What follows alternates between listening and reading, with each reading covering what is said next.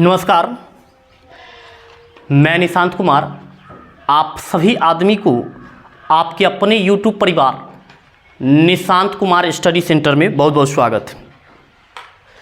ये वीडियो का जो अभी कलेक्शन कर रहे हैं हम, जो क्वेश्चन का इसमें कलेक्शन करेंगे वह बिहार बोर्ड के क्लास 10 के मैथ के ऑब्जेक्टिव क्वेश्चन होंगे और यही क्वेश्चन जो होगा वो आपके एग्जाम में पूछा जाएगा। हम उसी क्वेश्चन पर बात करेंगे जो क्वेश्चन कई बार एग्जाम में पूछा गया है। और अभी जो क्वेश्चन है जितना हमसे हो पाएगा अभी एट अ टाइम क्वेश्चन हम आपको बताएंगे। अगर ये क्वेश्चन आपको कंप्लीट है तो आप यूँ समझिए कि ऑब्जेक्टिव में ही पास हो जाएंगे, मतलब कि ये वीडियो का उद्देश्य है ऑब्जेक्टिव कंप्लीट कर लेना। इसमें अगर आप देखते हैं तो मैक्सिमम क्वेश्चन वही होंगे जो क्वेश्चन आपको यहाँ पर बताया जाएगा। काफ़ी मैचिंग क्वेश्चन होगा और हम उसी क्वेश्चन पर ही चर्चा करने वाले हैं। विशेष कोई क्वेश्चन पर हम लोग बातचीत अभी नहीं करेंगे। इस वीडियो में हम कोशिश करते हैं जितना ऑब्जेक्टिव क्वेश्चन हो पाए वो उतना करते हैं। एक वीडियो और ऑब्जेक्टिव का देंगे, उसके बाद लघु उत्तरीय और दीर्घ उत्तरीय पर थोड़ा सा चर्चा करेंगे क्योंकि टाइम बहुत कम है, उतना ही टाइम में इसको मैनेज करना है। तो हम कोशिश करते हैं कि आपको जहां से ज़्यादा मैक्सिमम कितना दे पाएँ, तो उसी पर आप फिलहाल हम आपका ज़्यादा टाइम वेस्ट नहीं करेंगे, इसलिए तुरंत जो है क्वेश्चन पर आते हैं। जैसे सबसे पहला क्वेश्चन जो होगा आपका यहाँ पर वो क्वेश्चन है, अगर आप जानते हैं तो आंसर दे दीजिएगा कि वृत्त के केंद्र में कितनी डिग्री का कोण बनता है। अगर आपको पता हो तो आप पहले आंसर बता दीजिए, फिर जो है हम आपको बताएंगे। नहीं पता होगा तो फिर हम बता देंगे। तो बताइए वृत्त के केंद्र पर कितनी डिग्री का कोण बनता है, फटाफट बता दीजिए कमेंट के माध्यम से। जी, कमेंट के माध्यम से। और हमको लगता है कि मैक्सिमम आदमी इस क्वेश्चन का आंसर जानते ही होंगे। और वो क्वेश्चन का आंसर है कि अगर एक कोई वृत्त है तो वृत्त के केंद्र पर कितना डिग्री का कोण बनेगा। यानी कि मान के चलिए कि यहाँ पर एक इस प्रकार से अगर वृत्त बनाया जा रहा है तो यहाँ पर जो ये केंद्र होगा तो यहाँ पर कितना डिग्री का कोण बनेगा। तो ये कोण का जो मेजरमेंट है वो आपका होगा 360 डिग्री मेजरमेंट होगा। समझ में आ रहा होगा बात। ये फर्स्ट क्वेश्चन हो गया। सेकेंड नंबर क्वेश्चन में कह रहा है, सेकेंड क्वेश्चन है कि मान के चलिए कि यूं समझिए कि हम अपने से क्वेश्चन बोल रहे हैं, आप ध्यान दीजिएगा, आपको आंसर भी आना चाहिए कि अगर कोई वृत्त है, सपोज करिए कि यहाँ पर ही एक वृत्त है और इस वृत्त में एक बाह्य बिंदु यहाँ पर हम P ले लिए, एक बाह्य बिंदु P लिए। अब क्या होगा कि इस P को यहाँ से मिला दिए और इसको यहाँ पर मिला दिए, इसको A मान लेते हैं और इसको B मान लेते हैं। और यहाँ पर अगर त्रिज्या को मिलाइएगा तो त्रिज्या को भी मिला दीजिए, है ना। तो आपको बताना है कि एक वृत्त है जिसके बाह्य बिंदु P है, तो इस बाह्य बिंदु P से जो स्पर्श रेखा खींची जाती है तो वो स्पर्श रेखा यहाँ पर क्या है, AP है, और एक स्पर्श रेखा यहाँ पर ये PV है। तो ये स्पर्श रेखाओं के बीच का संबंध क्या है, मतलब इन दोनों PA और PB के बीच में रिलेशन क्या है, इसे आप क्या समझते हैं। तो इसका आंसर बड़ी आसान है। आंसर क्या होगा इसका, तो देख लीजिए, ये दूसरा क्वेश्चन है तो इसका आंसर होगा कि दोनों स्पर्श रेखा बराबर होगा, क्योंकि क्वेश्चन का स्टेटमेंट भी है। और हाँ, ये आप सब्जेक्टिव क्वेश्चन लघु उत्तरीय के लिए भी देख लीजिएगा, है ना। हम अभी अब उतना बताएंगे नहीं आपको पूरा डिस्क्रिप्शन में, लघु उत्तरीय के लिए भी, लघु उत्तरीय में भी ये क्वेश्चन पूछ सकता है। तो इसलिए ये दोनों जो होगा PA और PB ये आपका बराबर होगा, PA बराबर में PB। ये लघु उत्तरीय में कैसे पूछेगा, कहेगा कि एक वृत्त है, उस वृत्त के बाह्य बिंदु P से अगर दो रेखा स्पर्श रेखा PA और PB खींची जाती हो तो इन रेखाओं के बीच में क्या संबंध है, ये आपसे क्वेश्चन पूछा जा रहा होगा। तो आप सब्जेक्टिव के तौर पर बताएंगे, बहुत इजी है। त्रिभुज को सर्वांगसम कर लेना होता है, समझना, सर्वांगसम करने के बाद मिल जाता है। चलिए तीसरा नंबर क्वेश्चन है, 3 नंबर जो क्वेश्चन है वो क्वेश्चन ये है कि वृत्त के केंद्र है, जैसे कि यहाँ पर ये वृत्त के केंद्र हो गया और इसको मिटा दीजिए, नहीं तो बार बार दिक्कत कर रहा होगा आपको। तो यहाँ पर जैसे वृत्त के केंद्र मान लिए, तो ये वृत्त के केंद्र है और ये स्पर्श रेखा है। तो क्वेश्चन ये राइज होगा कि वृत्त के जो केंद्र है और जो स्पर्श रेखा है और जो त्रिज्या है, तो त्रिज्या मान के चलिए कि OA है। तो अगर ये OA स्पर्श रेखा पी ए पर अगर डाला जा रहा है तो यहां पर ये स्पर्श रेखा के बीच में कितना डिग्री का कोण बनता है, ये कोण का मेजरमेंट पूछेगा। और हम इंडिकेशन कर दिए हैं तो हमको लगता है कि आपको समझ में आ जाना चाहिए। तो आपको बता दे कि कोई भी स्पर्श रेखा त्रिज्या पर या फिर त्रिज्या स्पर्श रेखा पर क्या होती है, तो आपको बता दे तो ये लंब होती है, यानी कि ये आप इस प्रकार से लिख सकते हैं, लंब होती है। और डेट मीन्स की कितना डिग्री का कोण बनाती है, तो 90 डिग्री का कोण बनाती है। समझ में आ रहा है ना बात। तो ये सब क्वेश्चन आपके एग्जाम के लिए काफी इंपॉर्टेंट है। और भी जितने बच्चे होंगे आपके जान पहचान में उनको भी बोल दीजिएगा, ताकि क्या होगा कि उनका भी कुछ छूटे ना, है ना। तो इस बात को जो है उनको शेयर कर दीजिएगा वीडियो को, वो भी इस वीडियो का लाभ उठा पाएँ, क्योंकि हो सकता है कि इस वीडियो से कितने बच्चे को जो है से बेनिफिट मिलने वाला है, बहुत बेनिफिट मिलेगा आपको। अब देखिए यहाँ पर और क्वेश्चन देखते हैं, वृत्त से ही क्वेश्चन देखते हैं कि जो आने के लिए उम्मीद है, आने की उम्मीद रहती है। तो यहाँ पर हो गया ये 90 डिग्री हो गया, ये लंब होता है, डेट मीन्स वही बात हुआ, ठीक है। और स्पर्श रेखा बराबर होता है, ये हो गया। अगला क्वेश्चन 4 नंबर में है कि यहाँ पर 4 नंबर में ये एक बिंदु है, बाह्य बिंदु है ना। और यहाँ पर ये एक स्पर्श रेखा खींचा जा रहा है और एक ये स्पर्श रेखा खींचा जा रहा है। तो जिस बिंदु से ये मिल रही है, यहाँ पर जो ये बिंदु से ये मिल रही है, तो ये बिंदु क्या कहलाएगी, समझिए। ये स्पर्श रेखा है और ये स्पर्श रेखा एक बिंदु से खींची जा रही है। तो बिंदु से जो खींची जा रही है, तो जो खींची जा रही है, तो जिस बिंदु पर ये मिलेगा, जैसे बी बिंदु पर यहाँ पर मिल रहा है, तो ये बिंदु जो होगा ये कौन सा बिंदु कहलाएगा, बताइए। ये बिंदु कौन सा बिंदु कहलाएगा, क्या आंसर दीजिएगा, बोलिए, बताइए कमेंट के माध्यम से। और ऐसे हम बता देते हैं, तो ये जो बिंदु होगी, ये बिंदु स्पर्श बिंदु कहलाती है। स्पर्श बिंदु जो कभी भी मैथ न पढ़े हैं उनके लिए है ये, तुरंत मतलब कि वो एकदम 110% सिक्योर, यही क्वेश्चन आपको पूछने वाला है, समझ रहे हैं ना बात। तो ये स्पर्श बिंदु हो गया।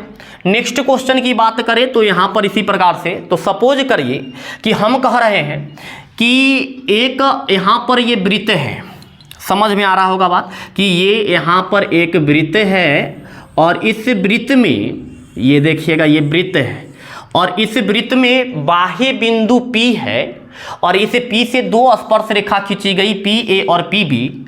तो क्वेश्चन यहाँ पर ये है कि यदि बाह्य बिंदु पर अगर 80 डिग्री का कोण बन रहा है तो क्या इसके केंद्र में कितने डिग्री का कोण बनेगा। ये सब्जेक्टिव क्वेश्चन में भी है, प्रूफ करने के लिए कहेगा, समझे ना। हम बता देंगे आपको, उसको लघु उत्तरीय के रूप में तैयार करना है उस क्वेश्चन को। अभी जो है ये आप यूं समझिए कि ये बाह्य बिंदु है और बाह्य बिंदु पर यहाँ पर 80 डिग्री का कोण बन रहा है और ये 80 डिग्री का कोण बन रहा है। तो यहाँ पर ये भी जो कोण होगा, यहाँ पर ये जो कोण है AOB, एंगल AOB, तो AOB कितना डिग्री होगा बताइए, आंसर में बताइए, फटाफट बताइए तो जल्दी से, कितने डिग्री का कोण बनेगा।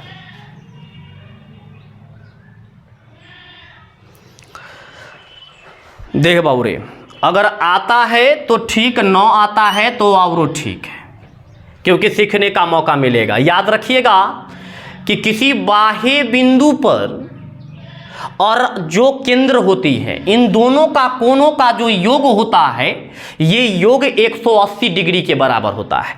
तो यहाँ पर P प्लस में AOB डेट मीन्स की O, तो यहाँ पर हो गया P प्लस में O बराबर में 180 डिग्री। ये प्रमेय है, ये साबित करना है आपको, लघु उत्तरीय के रूप में भी साबित करना है। क्वेश्चन नंबर हमको लगता है कि एनसीईआरटी का एक्सरसाइज का 11 नंबर क्वेश्चन, 11 या 12 में कुछ ऐसा क्वेश्चन मिलेगा आपको, है ना, वृत्त चैप्टर का, देखिएगा। उसके बाद देखिए यहाँ पर, सॉरी 10वां चैप्टर, 11वां, सॉरी क्या कहते हैं, 10वां चैप्टर में होगा 10.2 में या 10.1 जो भी हो, उसमें 11वां नंबर में क्वेश्चन आपको मिलेगा। तो यहाँ पर आप देखिएगा तो P का मेजरमेंट आपको दिया हुआ है, कितना डिग्री है P का मेजरमेंट, तो यहाँ पर देखिएगा तो 80 डिग्री है। अब ये 80 डिग्री हो गया, तो यहाँ पर P के जगह पर 80 डिग्री लिखेंगे, प्लस में क्या होगा O होगा, बराबर में कितना डिग्री हो गया 180 डिग्री हो गया। और ये 80 इधर प्लस में है, आप खुद सोचिए, ये इधर प्लस में है, उधर जाएगा तो माइनस में, यानी कि एंगल O बराबर में 180 डिग्री माइनस में 80 डिग्री। 180 में से 80 घटा लीजिएगा तो यहाँ पर 100 डिग्री हो जाएगा। ये हो गया आपका किसका मेजरमेंट, तो O का मेजरमेंट, यानी कि ये 100 डिग्री हो गया, समझे ना। तो ये इसका आंसर है ना। इस प्रकार का क्वेश्चन पूछा जा सकता है।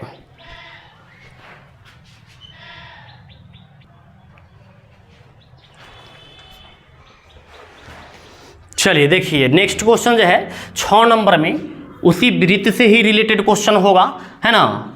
मान लीजिए कि यहाँ पर एक हम फिर से वृत्त बना लीजिए, यहाँ पर ये वृत्त है और यहाँ पर जो ये वृत्त बनेगा ये, तो आपका अगला जो क्वेश्चन होगा इसी वृत्त से रिलेटेड क्वेश्चन है। क्वेश्चन क्या होगा तो देखिएगा कि अगर मान लिया जाए कि ये एक वृत्त है और इसका ये केंद्र है O, तो एक त्रिज्या यहाँ पर मिला दीजिए, एक यहाँ पर मिला दीजिए, इसको A मान लेते हैं, इसको B मान लेते हैं। और क्वेश्चन आपका यहाँ पर एक और है कि मान लीजिए यहाँ पर बाह्य बिंदु P है, इससे एक स्पर्श रेखा खींचा गया और एक स्पर्श रेखा इससे खींचा गया।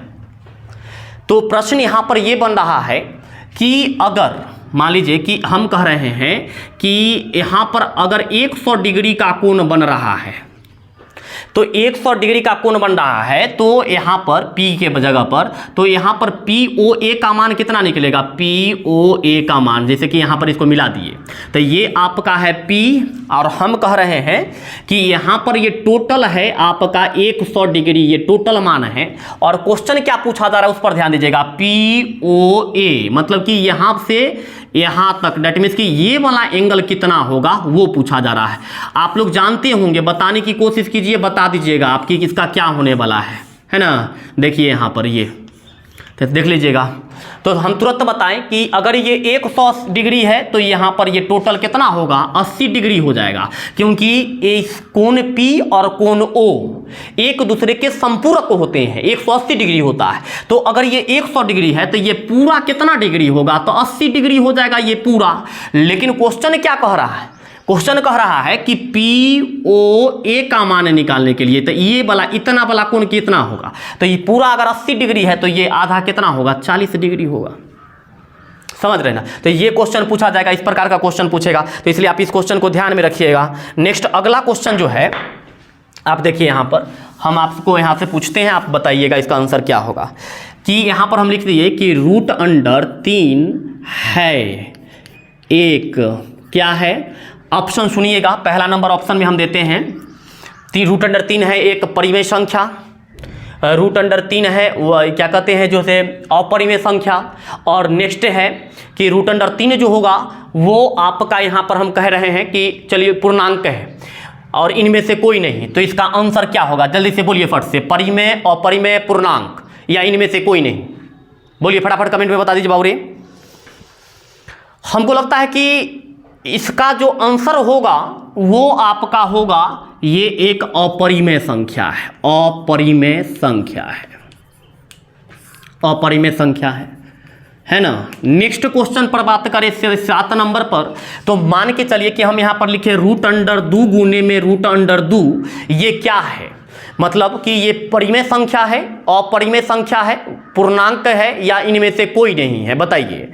यहाँ पर √2 गुने में √2, तो हम आपको पता होगा कि √a गुने में √a, तो रूट खत्म हो जाता है तो a बचता है, तो यहाँ पर भी रूट खत्म हो जाएगा तो यहाँ पर 2 बचेगा और हम 2/1 लिख सकते हैं, है ना। तो ये क्या होगा, परिमेय संख्या होगा, क्योंकि इसको p/q के रूप में लिखा जा रहा है, ये एक परिमेय संख्या है, ये परिमेय संख्या हो गया।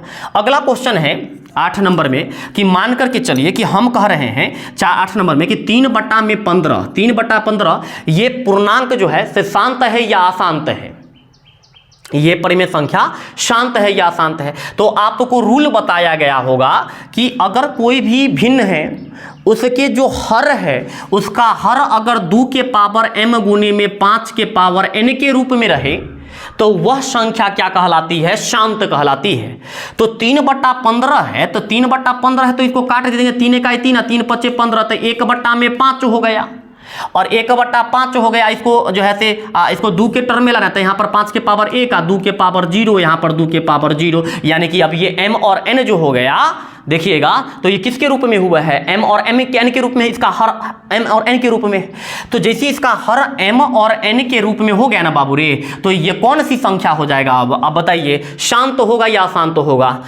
हमको लगता है कि आप सभी आदमी के मन में भी यही क्वेश्चन राइज हो रहा होगा कि सर ये शांत है, इस पर इतनी चर्चा करने की कोई आवश्यकता नहीं है, तो ये शांत है। समझ रहे हैं ना बात? तो ये आपके क्वेश्चंस हैं, और भी क्वेश्चन होंगे, है ना? आप देख लीजिए, और कोई क्वेश्चन आपको डाउट हो तो कमेंट के माध्यम से बताइएगा, हम उस क्वेश्चन पर जो है निश्चित रूप से चर्चा करेंगे। अभी फिर हम अगले क्वेश्चन पर चल रहे हैं, नेक्स्ट क्वेश्चन पर। देखिए अगला क्वेश्चन है, हाँ, और एक बात और बता देते हैं कि लघु उत्तरीय के लिए, यहाँ पर बता रहे थे, लघु उत्तरीय के लिए एक और क्वेश्चन आप इस चैप्टर से बना लीजिएगा कि √5 या फिर √3 या फिर √2 या फिर √1/√2, इनमें से कोई ना कोई संख्या आपको एग्जाम में पूछेगा और कहेगा कि प्रमाणित करिए कि ये एक अपरिमेय संख्या है। समझ रहे हैं ना बात? तो अगर आपको आ रहा हो प्रमाणित करना तो अच्छी बात है, अगर नहीं आ रहा होगा तो आप कमेंट में बताइएगा, हम इस पर क्वेश्चन बना करके वीडियो आपको दे देंगे। और एक क्वेश्चन आप इस प्रकार से अगर बनाना समझ गए तो सारे क्वेश्चन इसी प्रकार से बनेंगे, सिर्फ अंकों का परिवर्तन होगा, भाषा सारा का सारा वही रहेगा। समझ रहे बात? तो अभी जो है अगला क्वेश्चन हमारा जो होगा इससे कि ये क्वेश्चन है कि मान करके चलिए कि 2 नंबर है। पहला नंबर है, फर्स्ट नंबर यहां पर लिख देते हैं, जिसको प्रथम संख्या आप कह सकते हैं। पहला नंबर हम मान लेते हैं कि 5 है, और दूसरा का नंबर मान लेते हैं, सेकेंड नंबर मान लेते हैं इसका कि 20 है, और इसका LCM भी हम दे देते हैं कि LCM भी इसका 20 है। तो HCF क्या होगा? HCF पहला नंबर दे दिए हैं, दूसरा नंबर दे दिए हैं, और LCM दे दिए हैं, और HCF पूछ रहे हैं। तो देखिए बाबू, करना क्या है ऐसे सिचुएशन में कि आप एक फॉर्मूला हम आपको बताते हैं, अभी ऐसे आप जानते भी होंगे। फॉर्मूला क्या होगा कि फर्स्ट नंबर इनटू में सेकेंड नंबर, पहला नंबर और गुने में सेकेंड नंबर, मतलब कि दूसरी संख्या बराबर में जो है सो क्या होगा? तो आप देखिए LCM गुने में HCF, या हाँ LCM गुने में HCF होगा। तो यहाँ पर पहला नंबर का मान कितना है? देखिए 5 है, तो यहाँ पर लिख देंगे क्या? जे 5 गुने में 5 हो गया, गुने में सेकेंड नंबर, तो सेकेंड नंबर कितना है? 20 है, तो 5 गुने में 20 आप बराबर में LCM का मान आपको दिया हुआ है यहाँ पर 20 LCM का मान। तो यहाँ पर LCM का मान 20 हो गया, गुने में HCF हो गया। अब आप समझ पा रहे होंगे, ये फॉर्मूला है, एक क्वेश्चन इस पर भी तय है। तो यहाँ पर ये 20 से देखिएगा बाबू रे कि ये 20 से 20 खत्म हो गया, तो HCF बराबर में कितना बच रहा है? 5, यानी कि यहाँ पर इसका HCF बराबर में 5 होगा। इस फॉर्मूला पर और भी क्वेश्चन का प्रैक्टिस कर लीजिएगा, क्वेश्चन पूछा जा सकता है, कोई बड़ी बात नहीं है ना? अगला क्वेश्चन है, देखिएगा नेक्स्ट क्वेश्चन हम आपको दे रहे हैं 8 नंबर या 9 नंबर जो भी हो। देखिए सपोज साइज 9 नंबर क्वेश्चन है, 9 नंबर क्वेश्चन होगा। तो 9 नंबर क्वेश्चन में अगर चले तो कहा जाता है कि विभाजन एल्गोरिथम का जो सामान्य रूप है कि आप जानते हैं कि भाज्य बराबर में भाजक गुने में भागफल और प्लस में शेषफल होता है। भाज्य बराबर भाजक गुने में भागफल प्लस में शेषफल। तो इसका जो है तो स्टेटमेंट क्या है? तो इसका स्टेटमेंट है बाबू A बराबर में BQ प्लस में R। यहाँ पर A भाज्य संख्या है, भाज्य है, B जो है भाजक है, Q जो है भागफल है, और R जो है वो शेषफल है। और R का जो मान होता है वो होता है आपका क्या कि बराबर, ये R का मान होता है 20 से छोटा होता है, 20 से, और क्या होता है 0 के बराबर भी बराबर होता है, सही ना? तो R जो है 0 के बराबर भी हो सकता है। ये स्टेटमेंट आपको ध्यान में रखना है, ऐसे इससे भी क्वेश्चन पूछा जा सकता है, कोई बड़ी बात नहीं है। नेक्स्ट क्वेश्चन आगे की बात यदि करें, शायद 10 नंबर होगा या जो भी।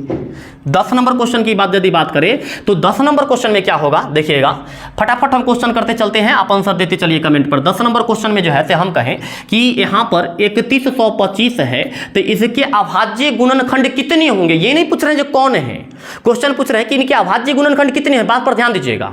तो अभाज्य गुणनखंड इनके कितने हैं, तो देखो यहाँ पर क्या करना है कि फटाफट इसका क्या करेंगे, अभाज्य गुणनखंड निकाल लेंगे। 3125 यहाँ पर 5 से लगा दीजिएगा तो 625 होगा, फिर 5 से लगा दीजिए तो 125 होगा, 5 से लगाइए तो 25 होगा, फिर 5 से लगाइए तो 5 होगा, फिर 5 से लगाइए तो 1, यानी कि 1 2 3 4 5, यानी कि इसका जो है अभाज्य गुणनखंड की संख्या 5 है। ये इसका आंसर है ना। ये सब क्वेश्चन बिहार बोर्ड में डेट मीन्स कि आपके जो ट्यूसडे में जो मैथ का एग्जाम है, प्रथम जो एग्जाम है, यही सब क्वेश्चन आपसे पूछा जाएगा, समझे ना। अगला क्वेश्चन देखिए, डाउट होगा तो जरूर बोलिएगा, थोड़ा सा फास्ट लेकर के चल रहे हैं। दूसरा का क्वेश्चन जो है 11 नंबर की बात यदि किया जाए तो 11 मान करके चलिए कि आपको कहता है कि 5.4 है ना, इसको जो है परिमेय संख्या के रूप में लिखिए, P/Q के रूप में लिखिए। तो इसको तो सब्जेक्टिव के रूप में भी बनाया जाता है और ऑब्जेक्टिव के रूप में भी बनाया जाता है। तो हम आपको ऑब्जेक्टिव के तौर पर बताते, शॉर्टकट मेथड बताते हैं कि यहाँ पर ये 5.4 पर रिकरिंग है तो यहाँ पर होगा 54 लिख दीजिए, या फिर उससे भी समझिए, ये समझिए कि यहाँ पर पॉइंट जितने पर रिकरिंग रहेगा, जितने अंक पर उतना 9 लिखिए। तो 4 है, 1 अंक पर रिकरिंग है तो यहाँ पर ये हो गया 9, 1 9। अगर 2 गो पर रिकरिंग रहता तो 2 गो 9 होता, 3 गो पर रिकरिंग रहता तो 3 गो 9 होता, 4 गो पर रिकरिंग रहता तो 4 गो 9 होता। और उसके बाद पूरा नंबर लिख लीजिए, तो यहाँ पर 54 लिख दिए, और जितना पर रिकरिंग नहीं है उसको माइनस कर लीजिए, तो यहाँ पर माइनस में 5 हो जाएगा, तो घटा लीजिएगा तो 49/9, ये इसका आंसर हो गया, ये आंसर है। 12वां नंबर क्वेश्चन देखिए, डाउट होगा तो पूछिएगा, कमेंट में बोलिएगा, हम क्वेश्चन को फिर से बना देंगे।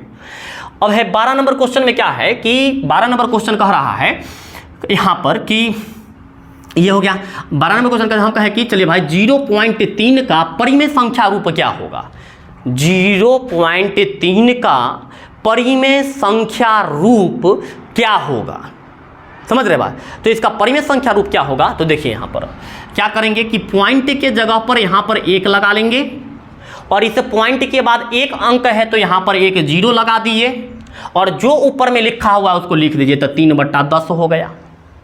समझ में आ रहा है बात। नेक्स्ट क्वेश्चन देखिएगा, 13 नंबर अगर बात करें 13 नंबर क्वेश्चन के लिए, तो अगला जो क्वेश्चन होगा आपका वो होगा कि क्या कहते हैं, ये रूट अंडर 13, कि यहाँ पर 5 यहाँ पर रूट अंडर 2 बटा में रूट अंडर 2, ये परिमेय संख्या है कि अपरिमेय संख्या है। बहुत आदमी सोच रहे होंगे कि ये अपरिमेय संख्या है। देखो बाबू ध्यान से देखिएगा ना, तो यहाँ पर √2 ऊपर में भी है, √2 नीचे में। रूट को देख करके हम डिसाइड नहीं कर सकते हैं कि ये परिमेय है या अपरिमेय है ना। तो यहाँ पर जो है तो ये √2 और √2 खत्म हो गया, तो बच रहा है 5/1 लिख सकते हैं कि ये यानी कि मतलब परिमेय संख्या हो गया। नेक्स्ट क्वेश्चन देखिएगा 14 नंबर में, अगला क्वेश्चन अगर देखना चाहेंगे तो अगला क्वेश्चन सबसे पहले तो हम आपसे ये पूछेंगे अगला क्वेश्चन के लिए कि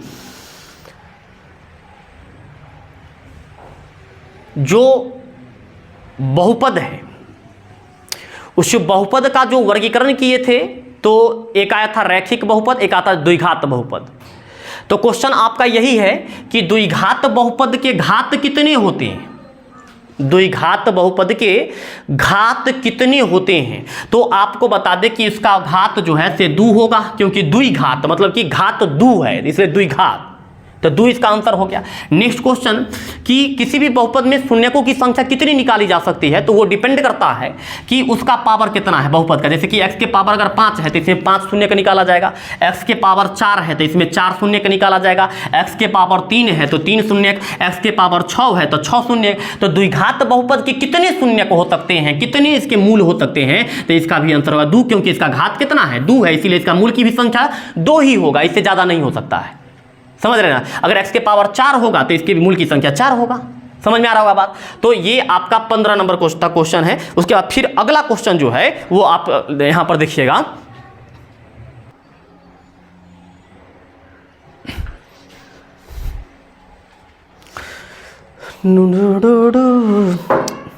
वीडियो को जो है पूरा देखिए, समझे ना, अच्छा समझ में आएगा। और करना क्या है कि वीडियो को थोड़ा सा शेयर कर दीजिएगा, और हो सकता है तो आज शाम में या रात में हम लाइव आएंगे साइंस के क्वेश्चन को लेकर के लाइव आएंगे, जो कि आपके एग्जाम की दृष्टि से काफी इंपॉर्टेंट होगा। देखिए अगला क्वेश्चन है, द्विघात बहुपद के 2 घात होते हैं। द्विघात बहुपद में टोटल शून्य कितने होते हैं? 2 शून्य होते हैं। अब अगला क्वेश्चन देखिए कि हम कहें कि द्विघात समीकरण का, द्विघात बहुपद का सामान्य रूप क्या है। तो आपको हम बताए होंगे कि द्विघात बहुपद का सामान्य रूप जो है वो है ax² प्लस में bx प्लस में c, ये इसका सामान्य रूप है। तो अगर मान के चलिए कि इसका 2 शून्य मान लेते, एगो अल्फा है एगो बीटा है, तो अल्फा प्लस बीटा बराबर में फॉर्मूला क्या होता है? तो बता दें -b/a होता है। ये 16 नंबर क्वेश्चन हो गया। 17 नंबर में कि अल्फा बीटा बराबर फॉर्मूला क्या होता है, तो आपको पहले से बताए हुए होंगे c/a, यानी कि यहाँ पर c/a, सबको याद रखिए। ये -b/a हो गया, यहाँ पर c/a है। अगला क्वेश्चन जो है, अगला क्वेश्चन अगर देखिएगा तो मानो कि यहाँ पर 17 नंबर, ये 16 हो गया, 17 हो गया, 18 नंबर क्वेश्चन में देखिएगा कि हम कहते हैं कि अल्फा प्लस बीटा बराबर जो है से मतलब कि शून्य के है और अल्फा बीटा गुणनफल है, तो बहुपद क्या होगा? तो बहुपद का फॉर्मूला होता है क्या? x² माइनस अल्फा प्लस में बीटा x प्लस में अल्फा बीटा, है ना। इस सब क्वेश्चन को याद रखिए, सारा क्वेश्चन पूछा जा सकता है, काफी इंपॉर्टेंट क्वेश्चन है, मोस्ट इंपॉर्टेंट VVI में चल रहा है, समझे ना। और अब दूसरा नंबर क्वेश्चन देखिए 19 नंबर में हम कहें कि अल्फा प्लस में बीटा बराबर यहाँ पर 5 है और अल्फा बीटा बराबर में 3 है, तो द्विघात बहुपद क्या होगा? तो द्विघात बहुपद का भी तुरंत सूत्र बताए हैं आपको, क्या होता है? x² माइनस अल्फा प्लस में बीटा x प्लस में अल्फा बीटा, ये वाला हो गया। तो यहाँ पर x² के जगह पर x² छोड़ देंगे, यहाँ पर x² हो गया, माइनस के जगह पर माइनस छोड़ देते हैं, और अल्फा प्लस बीटा का मान है 5, तो यहाँ पर 5 रख देते हैं, x है तो x हो गया, प्लस के जगह पर प्लस, अल्फा बीटा का मान 3 है तो यहाँ पर 3 रख दिए, हो गया द्विघात बहुपद हो गया, है ना। फॉर्मूला है, फॉर्मूला है, यहाँ पर हम लिखें, है ना। और आगे देखिए, अब देखिए बच्चे गलती क्या करते हैं, हम यहाँ पर अब जो होगा 19 नंबर चाहे 20 नंबर जो भी क्वेश्चन हो, तो यहाँ पर देखिए हम कहें 19 नंबर में कि एक अल्फा बराबर में 3 है और बीटा बराबर में 5 है, तो बहुपद क्या होगा? तो बच्चे क्या कर देते हैं, उनकी सबसे बड़ी गलतियाँ क्या होती है कि वो फार्मूला पर बैठाते हैं x² माइनस में यहाँ पर अल्फा प्लस में बीटा, ये फार्मूला है अल्फा प्लस में बीटा x प्लस में अल्फा बीटा, तो x² के जगह पर x² छोड़ देंगे, माइनस के जगह पर माइनस। अब वो करते क्या है कि अल्फा प्लस बीटा पूरे के जगह पर 3 रख देते हैं, जबकि गलत है। यहाँ पर अल्फा का मान अलग है, बीटा का मान अलग है, और वो करेंगे क्या कि दोनों के जगह पर वही वैल्यू रख देते हैं, तो गलती हो जाएगा। तो करना क्या है कि यहाँ पर x², आप देखिए यहाँ पर माइनस, आप ब्रैकेट अल्फा का मान रख दीजिए 3, बीटा का मान रख दीजिए 5, यहाँ पर लिख दीजिए x प्लस में अल्फा बीटा हो जाएगा। तो यहाँ पर x² माइनस 5 3 कितना हुआ? 8x प्लस में अल्फा बीटा का मान कितना होगा? तो 3 गुने में यहाँ पर कितना कर देंगे? 5, यानी कि x² माइनस 8x प्लस में 5 3 15, ये बनेगा, ये आंसर होगा इसका, है ना। बहुत बच्चे गलती करते हैं सब क्वेश्चन में, ऐसा नहीं करना है।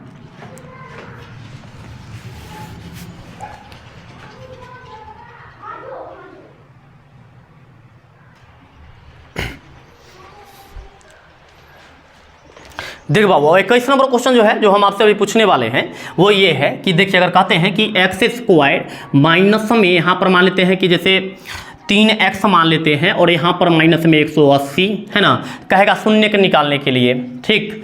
तो देखिए शून्य क्या है, मिडिल, इसका मिडिल टर्म में तोड़ लीजिए, जो मिडिल टर्म आता है तो जो प्लस में होगा, जैसे कि मिडिल टर्म, तब 15 को 12 से करेंगे तो 180 होगा, तब 15 होगा माइनस में 12 और 12 होगा प्लस में, तब 15 इसका आंसर जो होगा वो माइनस में 15 है, तब प्लस में 15 इसका आंसर हो जाएगा, एकदम सिंपल विधि। और जो प्लस में 12 है वो माइनस में हो जाएगा, यानी कि x² माइनस में 15 है, x प्लस में 12x माइनस में 180, इसका शून्य के निकालना है, कुछ नहीं करना है, डायरेक्ट बोल दीजिए कि यहाँ पर क्या होगा कि जैसे क्या कहते हैं, ये माइनस में है तो इसका आंसर प्लस, यानी कि एगो आंसर इसका प्लस 15 होगा, एगो आंसर इसका माइनस में 12 होगा, यही इसका आंसर है। आप सॉल्व करके देख लीजिएगा, यही आंसर आने वाला है, समझे ना। नेक्स्ट क्वेश्चन देखिएगा, नेक्स्ट क्वेश्चन 22 नंबर में, तो अगर हम कहें 22 नंबर क्वेश्चन में कि एक बहुपद है, मान लीजिए कि x² माइनस में 3x, तब जो है यहाँ पर कर देते हैं कितना, जो माइनस में 10 कर देते हैं। तो इसमें कहेगा कि अल्फा प्लस बीटा का मान क्या होगा। तो अल्फा प्लस बीटा का फॉर्मूला बताए थे